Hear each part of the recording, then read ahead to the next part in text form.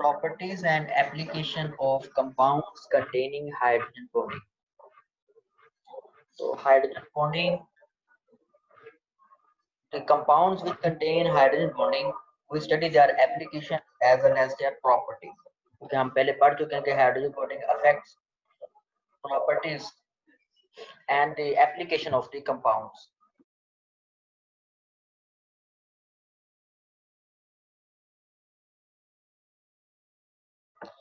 First one is thermodynamic properties of compound. There is a covalent compound, covalent hydrides. Thermodynamic properties of covalent hydrides. So our discussion show that hydrogen bonding consistent compounds having partial positively charged hydrogen and partial negatively atom bearing partial negative charge.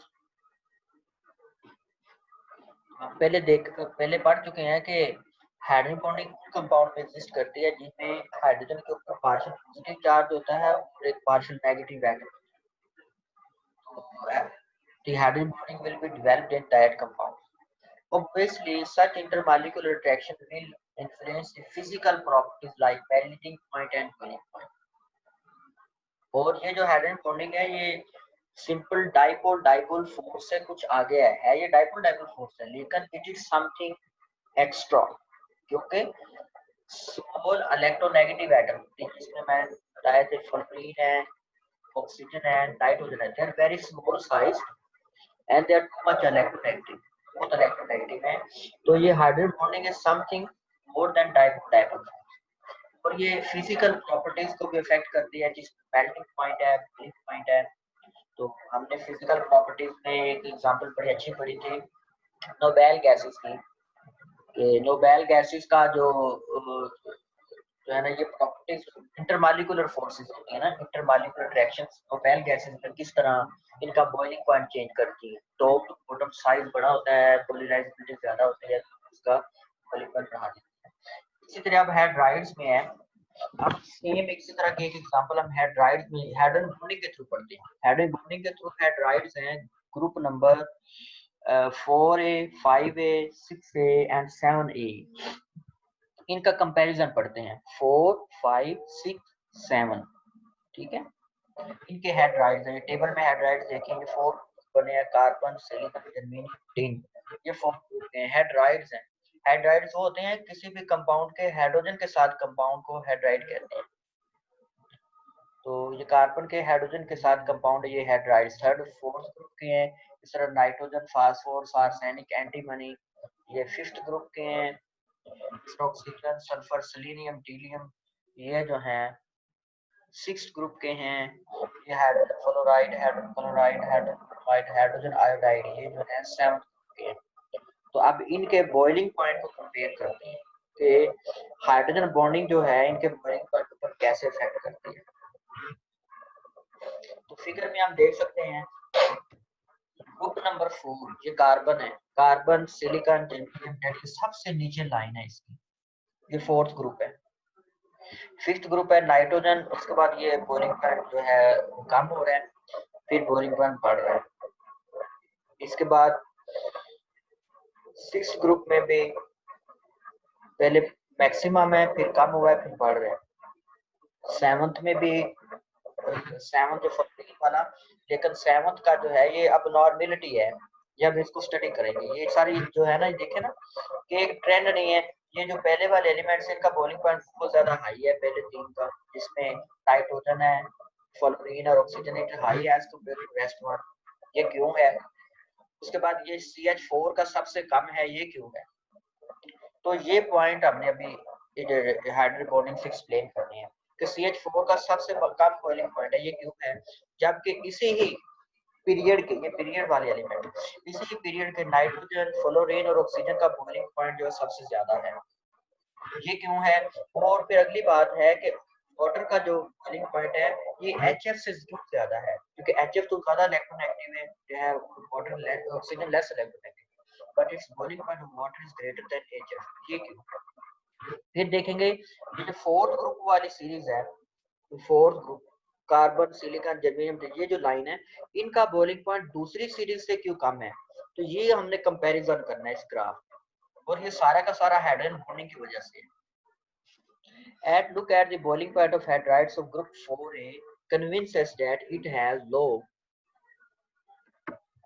boiling point as compared to that of group 5, 6, 7। ठीक है, वो fourth group वालों का boiling point सबसे कम था, अभी मैंने बताया। तो ये क्यों है, इसकी वजह ये थी कि is that the elements are least electronegative, तो फोर्थ ग्रुप वालों के इलेक्ट्रोनेगेटिविटी कम है, कार्बन, सिलिकॉन, जर्मेनियम, टिन। तो इस वजह से जब इलेक्ट्रोनेगेटिविटी कम होगी, तो इलेक्ट्रोनेगेटिविटी कम होने की वजह से उनके एटम्स में पोलर बॉन्ड जो बनता है वो कम पोलर बॉन्ड बनेगा। कम पोलर बॉन्ड बनने की वजह से वो जो हाइड्रोजन बॉन्डिंग डेवलप नहीं होगी। तो CH4 हैज लोएस्ट, इस अगली बात है, CH4 has lowest boiling point. CH4 का सबसे कम बॉइलिंग पॉइंट था, क्यों? It has very small molecule and it's polarisability is least.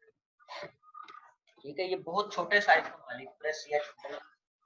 ठीक है, पहले ग्रुप वाले टॉप वाले स्मॉल साइज है और इसकी पोलराइजेबिलिटी बहुत ही कम है, इस वजह से इसका बॉइलिंग पॉइंट सबसे कम है।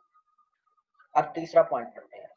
When we consider the hydrides of 5, 6, 7, then देखते हैं कि जो पहले वाले एलिमेंट्स हैं, तो वो पे एलिमेंट है ना थर्ड पीरियड वाले, इसमें नाइट्रोजन है, इसका हाइड्राइड अमोनिया है, ऑक्सीजन इसका हाइड्राइड वाटर है, सल्फर इसका हाइड्राइड हाइड्रोक्लोरिक एसिड है।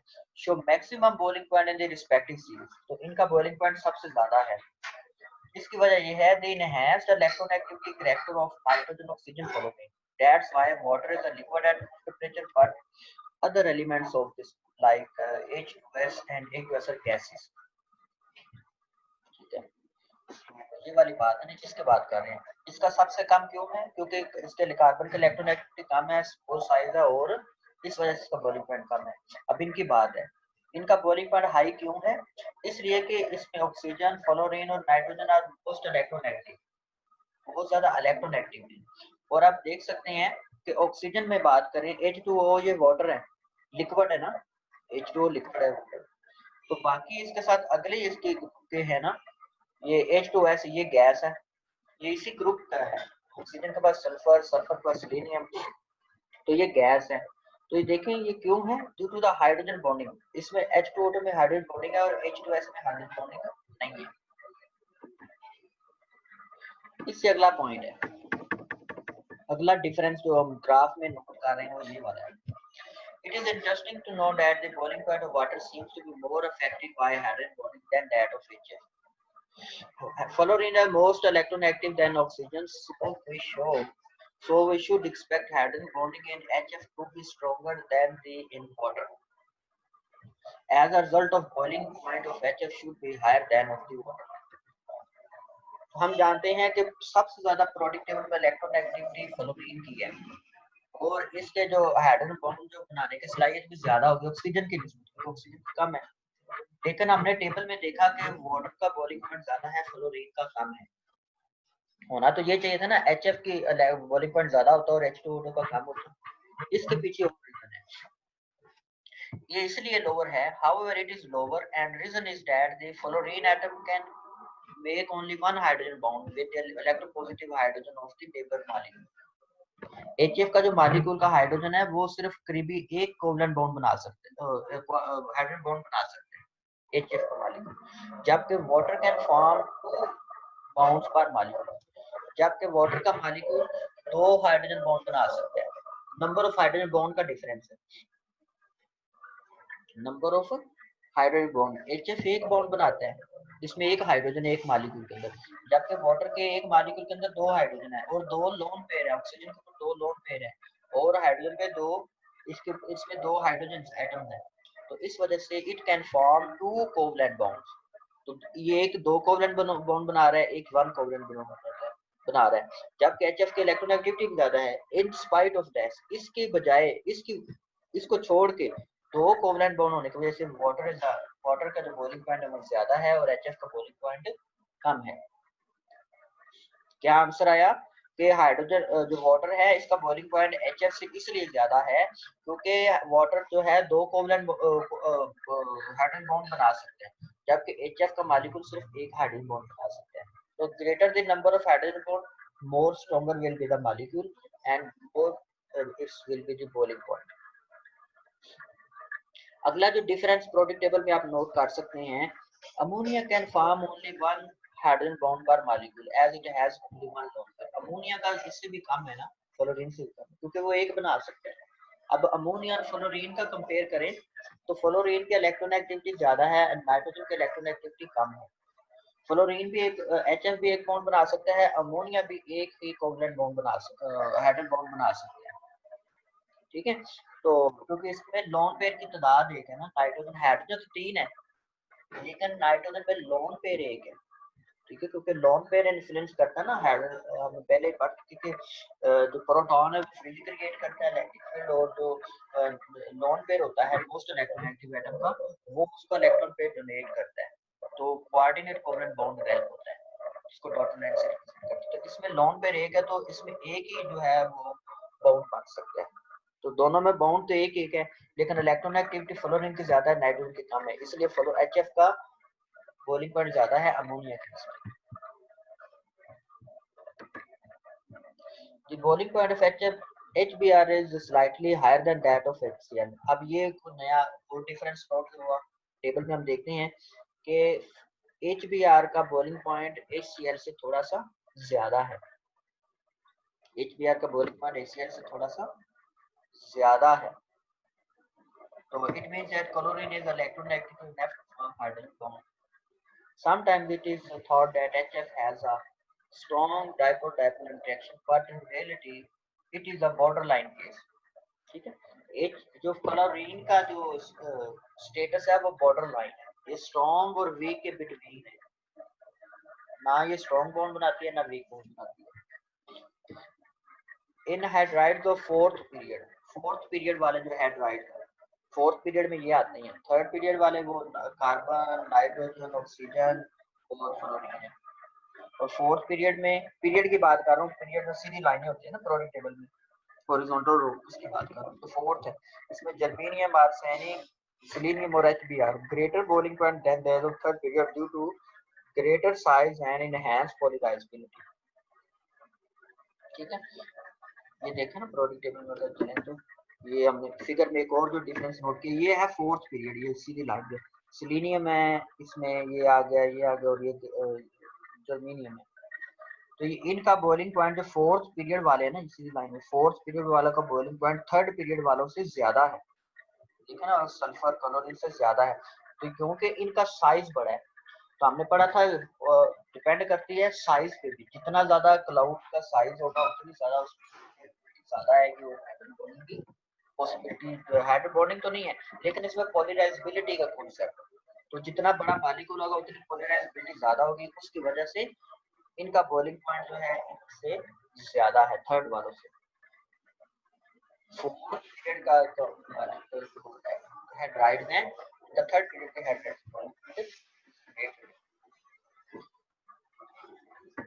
नेक्स्ट है solubility of hydrogen component molecule. Hydrogen component molecule इनकी सॉल्युबिलिटी क्या होती है, तो वो मॉलिक्यूल हाइड्रोजन बॉन्ड बनाते हैं तो पोलर रखते हैं, वो वाटर में सॉल्व हो जाते हैं। ऐसे कंपाउंड जिनमें हाइड्रोजन बनाने की सलाहियत होती है वाटर में सॉल्व वाला है, और ऐसे कंपाउंड जो हाइड्रोजन बॉन्ड बनाते हैं वाटर में हल नहीं होते, मतलब एथनॉल है CH5, तो ये हाइड्रोजन बॉन्ड बना सकते हैं, तो इसलिए ये पानी में हल भी हो जाएगा। It can dissolve in water, dissolve in हल, it is dissolved in water. क्यों, क्योंकि इसमें जो है ना, ये हाइड्रोजन वाटर के साथ बनाएगा, इस वजह से ये इस तरह कार्बोक्सिलिक एसिड होते हैं, कार्बोक्सिलिक एसिड ये भी पानी में आता है, क्योंकि इसका भी OH जो है हाइड्रोजन बना सकते हैं, provided that they have smaller size. अगर ज्यादा साइज तो फिर वो हल नहीं होता, स्मॉल साइज वाले हाइड्रोकार्बोक्सिलिक एसिड हल हो जाती है, एथेनॉल पानी में हल हो जाता है ड्यू टू हाइड्रोजन बॉन्डिंग। अब एक ऐसी एग्जांपल जो पानी में हल नहीं होती, मतलब हाइड्रोकार्बन्स हैं, they are not dissolved in water, ये पानी में हल नहीं होते, जो हाइड्रोकार्बन्स हैं, मतलब बेंजीन है, ठीक है, ये वाटर में हल नहीं होते क्योंकि इनमें पोलर बॉन्ड है ही नहीं है। एथेनॉल में तो पोलर बॉन्ड है ना ऑक्सीजन और हाइड्रोजन का, जबकि हाइड्रोकार्बन में पोलर बॉन्ड नहीं है, ये नॉन पोलर है, इसलिए they can't form hydrogen bond with water, और नहीं बना सकते तो it they can't dissolve with water. क्या जर्नल क्या कंक्लूजन मिला, वो कंपाउंड जो हाइड्रोजन बॉन्ड वाटर के साथ बनाएंगे वो पानी में हल हो जाती है, प्रोवाइडेड दैट उनका साइज छोटा हो। दूसरी चीज, जो वो कंपाउंड जो पोलर नहीं है, वो हाइड्रोजन बॉन्ड बना नहीं सकते, पोलर नहीं है, तो वो पानी में हल नहीं होते। Number 3, application structure of ice.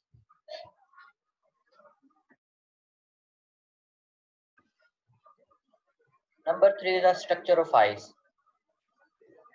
पहले मैं आपको थोड़ा सा नेटिव लैंग्वेज में बता दूं कि आइस का स्ट्रक्चर क्या होता है। तो इसमें हम आंसर देंगे कि बर्फ जो है पानी के ऊपर क्यों तैरती है, और फुल ठंडा मौसम होने के बावजूद पानी में मछलियां और दूसरी जानदार चीजें कैसे जिंदा रहती हैं, क्यों जिंदा रहती हैं। तो ये सारा हाइड्रोजन बॉन्डिंग की बदौलत है। और दूसरा हम देखेंगे कि जो बर्फ का स्ट्रक्चर कैसा होता है। तीसरी चीज देखेंगे कि बर्फ की जो डेंसिटी है वो 0 डिग्री सेंटीग्रेड पे मैक्सिमम होने के बजाय 4 डिग्री सेंटीग्रेड पे मैक्सिमम होती है। तो ये कुछ चीजें के आंसर देंगे हम तो हाइड्रोजन बॉन्डिंग। तो सबसे पहले the molecule of we have to know the molecule of water has tetrahedral structure। पानी के मॉलिक्यूल का टेट्राहेड्रल स्ट्रक्चर होता है, जिसमें 2 lone pairs of electron on oxygen atom occupy corners of tetrahedron, and in the liquid state water molecules are extensively associated with each other, and this association breaks and are formed because of molecule of water mobile। Liquid state में molecule, water के molecule movement करते हैं, mobile होते हैं ना, movement में रहते हैं। तो कभी उनमें बॉन्ड बनते हैं, कभी ब्रेक होते हैं, एसोसिएशन होगी, कभी ब्रेक होगी, कभी होगी, कभी ब्रेक होगी, कभी उनमें जो हाइड्रोजन बॉन्ड बन गया फिर टूट गया, बन गया फिर टूट गया। यानी कि नॉट नॉट टू एक्सटेंसिव नहीं होता, इतना ज्यादा कह दें कि फिक्स नहीं है कि बन गया तो टूटेगा नहीं। तो मॉलिक्यूल अभी इतने ज्यादा स्टिक नहीं है, they are they can form bound and then break, association बनती है और break होती रहती है। लेकिन जब ये लिक्विड, जब वाटर का टेम्परेचर रूम टेम्परेचर है या लिक्विड स्टेट है वाटर, लेकिन जब वाटर टेम्परेचर को कम किया जाता है एंड और बर्फ बन जाती है, जब पानी जो है बर्फ में water is change to the ice, then molecules become more regular and this regularity extends throughout the structure। जब टेम्परेचर डिक्रीज किया जाता है और water is change to the ice, then the molecule के एटम्स के दरमियान स्ट्रक्चर जो है ना रेगुलर हो जाता है। तो टेट्राहेड्रल स्ट्रक्चर है वो एक रेगुलर तरतीब में आ जाती है, तरतीब बन जाती है मॉलिक्यूल। पहले कोई तरतीब नहीं होती, कभी बॉन्ड बन गया, कभी ब्रेक हो गया, लेकिन जब आइस बनती है तो ये तरतीब में आ जाती है। Empty spaces are created in the structure as shown in figure 4.6b, और इनके दरमियान empty spaces क्रिएट होते हैं। ये देखिए फिगर 4.66b में हम देखते हैं, ये देखिए ये मोबाइल लिक्विड जब वाटर है, ये लिक्विड स्टेट में है, तो ये वाटर का एक मॉलिक्यूल है, ये देखिए ये सेकंड मॉलिक्यूल, ये थर्ड मॉलिक्यूल, ये फोर्थ, ये फिफ्थ। तो आप देखिए इनमें हाइड्रोजन बॉन्डिंग शो की गई है, ये इसका हाइड्रोजन जो है ये इसके लोन पेयर के साथ ये हाइड्रोजन बॉन्ड क्रिएट कर रहे हैं, इसका दूसरा लोन पेयर ये ऑक्सीजन का दूसरे मॉलिक्यूल के साथ क्रिएट कर रहा है बॉन्ड। तो they are not in regular fashion, ये मूवमेंट में है, लिक्विड स्टेट में दे आर इन मोबाइल है, ठीक है। तो दैट्स व्हाई कभी बाउंड एसोसिएशन ये वाला बॉन्ड बन जाएगा, कभी ब्रेक हो जाएगा, समथिंग इज हैपनिंग दिस। लेकिन जब आइस बनती है, अब ये आइस होगी तो ये देखिए रेगुलर फैशन में अरेंज हो गई, देखा ना एक इस तरह का स्ट्रक्चर बन गया, ये देख सकते हैं टेट्राहेड्रल स्ट्रक्चर बन गया, रेगुलर फैशन में अरेंज हो गया। तो ये देखिए नीचे भी इस तरह तरतीब, इस तरह आगे पूरा स्प्रेड होता जाएगा। तो ये आइस का स्ट्रक्चर दिखाया हुआ है।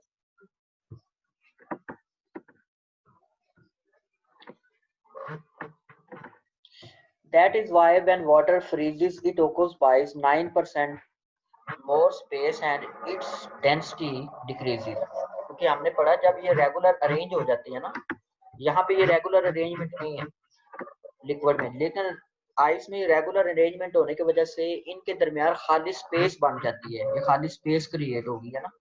ये खाली स्पेस क्रिएट होने की वजह से इसकी डेंसिटी जो आइस की कम हो जाती है। वाटर की डेंसिटी ज्यादा है जबकि आइस की डेंसिटी कम हो जाती है, क्योंकि वो रेगुलर अरेंज होते हैं और खाली स्पेस से बन जाती है उनके दरमियान, एम्प्टी स्पेस बन जाती है। That is why water freezes at it occupy 9% more space as its density decreases. और आइस का जो वॉल्यूम है वो ज्यादा होता है, वाटर का वॉल्यूम कम होता है, आप जानते हैं। ठीक है, वाटर अगर आइस को मेल्ट करें तो आप देखेंगे जो आइस का वॉल्यूम था वाटर के वॉल्यूम बहुत थोड़ा रह गया, आइस का वॉल्यूम ज्यादा, क्योंकि वो 9% ज्यादा स्पेस घेरती है रेगुलर स्ट्रक्चर होने की वजह से। यही वजह है कि वो चीज जिसकी डेंसिटी कम होती है वो हमेशा फ्लोट करती है। तो आइस की डेंसिटी वाटर से कम होगी, इसलिए हमेशा जो आइस है वो वाटर के ऊपर फ्लोट करती रहती है, तैरती है, डूबती नहीं है, बल्कि इसके ऊपर तैरती है, क्योंकि आइस की डेंसिटी वाटर की डेंसिटी से कम है।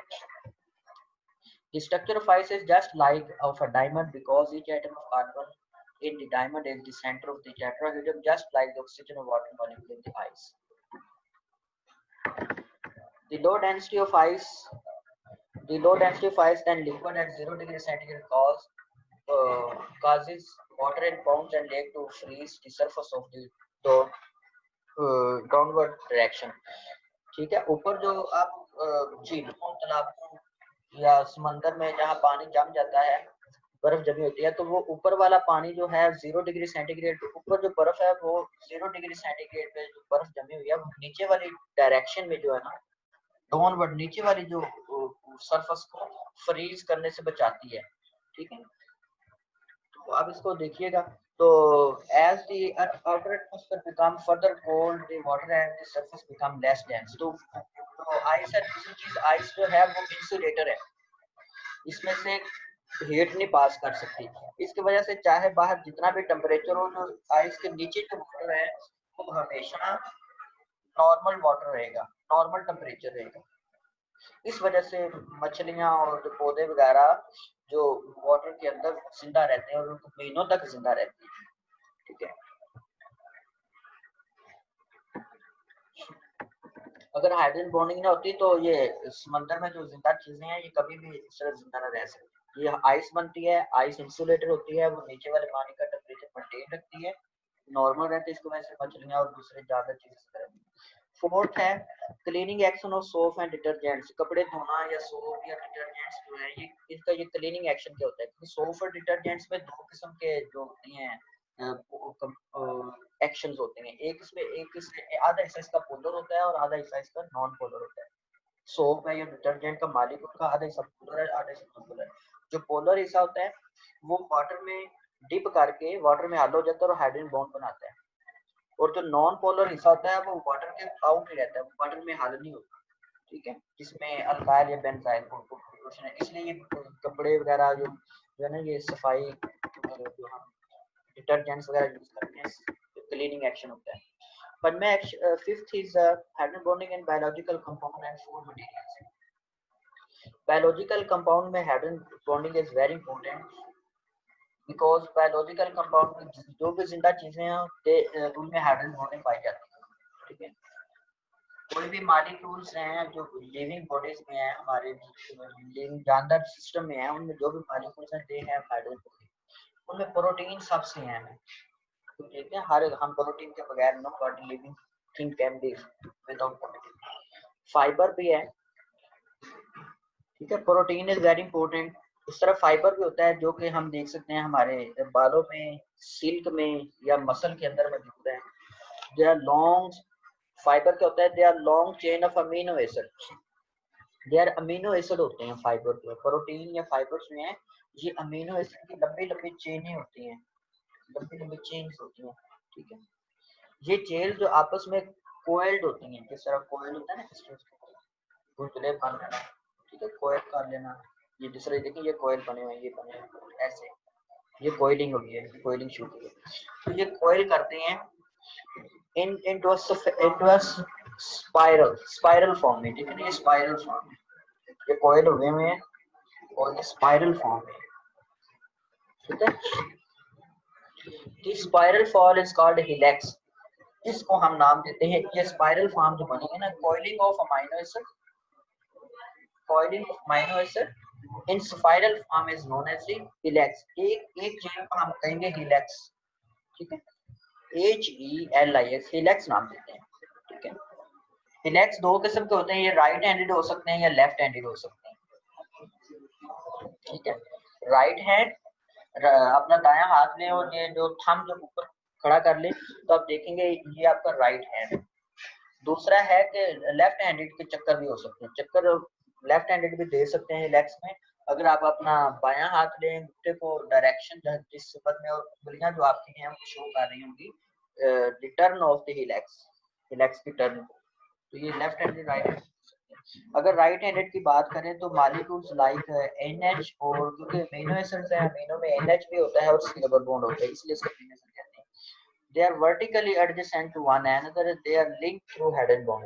वो एक दूसरे के वर्टिकल आ जाती हैं और ये हेड एंड बॉन्ड बनाते हैं। ये देखिए, ये पहले का ये पहली टर्म जो है ना, ये पहली टर्म है, पहला जो चक्कर है, इस चक्कर में कार्बन डबल बॉन्ड O, और ये अगली चक्कर है, इसमें NH का बॉन्ड के दरमियान हाइड्रोजन और ऑक्सीजन के दरमियान नया बॉन्ड बना है, जिसको हाइड्रोजन बॉन्ड इधर फिगर में लिखा हुआ है ना, हाइड्रोजन बॉन्ड मेंशन। इस लास्ट चक्कर में देखें कि ऊपर वाले टर्न में C डबल O इस जो है ऑक्सीजन इसका, और नीचे वाले का H जो है नया बॉन्ड बना रहा है जिसको हाइड्रोजन बॉन्ड है। तो ये हाइड्रोजन बॉन्ड ही है जो अमीनो एसिड की स्टेट चेन को स्पाइरल फॉर्म में इकट्ठे की रखा है या हिलेक्स फॉर्म में इसको जोड़ा है। तो ये हर लिविंग बॉडीज में मौजूद है। और एक्सरे एनालिसिस शो करती हैं कि एक चक्कर में within one turn 27 amino acids are present, यानी एक चक्कर में यहाँ से लेके वापस यहाँ तक आए तो तकरीबन 27 अमीनो एसिड इसमें मौजूद है। X ray study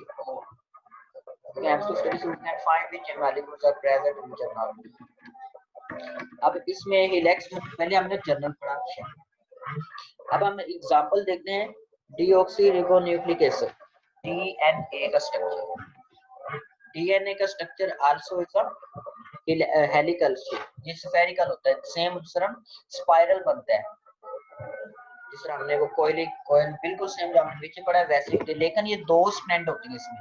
there are two strands, ये देखिए एक ब्लैक, एक स्ट्रैंड ब्लैक में शो की गई है और दूसरी स्ट्रैंड ब्लू में शो की गई है फिगर में।